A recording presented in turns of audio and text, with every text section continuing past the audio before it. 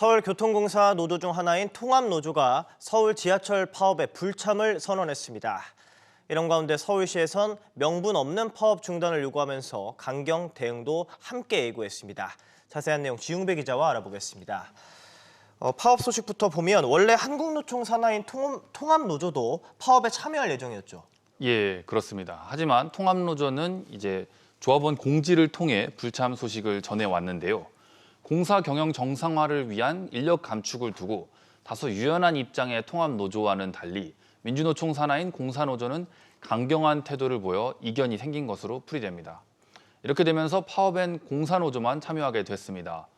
이런 가운데 서울시도 파업 철회를 촉구하고 나섰는데요. 공사의 경영혁신 계획은 노조 주장처럼 강제 구조조정이 아니다라며 파업에 명분이 없다고 강조한 겁니다.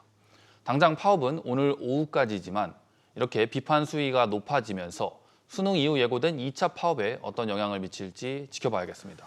네, 부동산 소식도 보겠습니다. 아파트 가격 상황을 보면 관망세 흐름이죠? 예, 상승하되 폭은 줄었다 정도로 요약할 수 있겠습니다.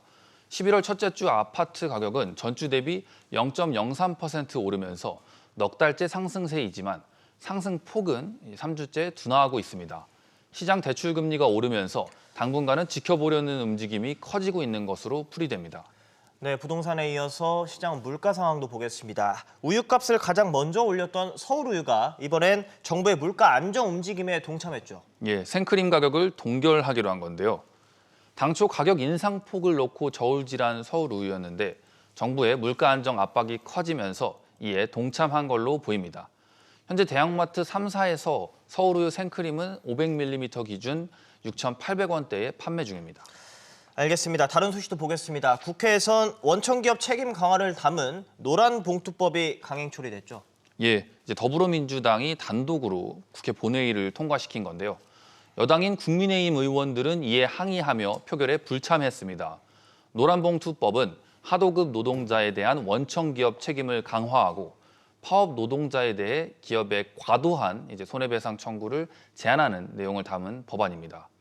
이를 두고 노동계는 진짜 사장이 교섭함으로써 불필요한 쟁의 행위나 아니면 노사 갈등이 줄어들 것이라고 반응하는가 하면 경영계는 산업 생태계가 무너질 것이라고 반발하고 있는 상황입니다. 이런 가운데 선택권을 쥐고 있는 거부권을 행사할 수 있는 대통령에게 넘어갔습니다. 마지막 소식도 보면 일종의 외상거래, 미수거래 관리에 소홀했다는 비판을 받았던 키움증권의 사장이 사임했죠. 예, 이제 황현순 전 키움증권 사장이 어제 자진 사임하기로 한 건데요. 그간 키움증권은 사장 해임서를 부인해 왔는데요. 영풍재지 미수거래 관련한 비판이 계속되자 책임을 지고 자리에서 물러난 것으로 보입니다. 앞서 키움증권은 미수거래를 막아두지 않아 주가 조작 세력의 영풍재지 시세 조종을 방치했다는 비판을 받은 바 있습니다. 아울러 키움증권은 그로 인해 4천억 원 넘는 손실을 떠안게 됐습니다. 네, 잘 들었습니다.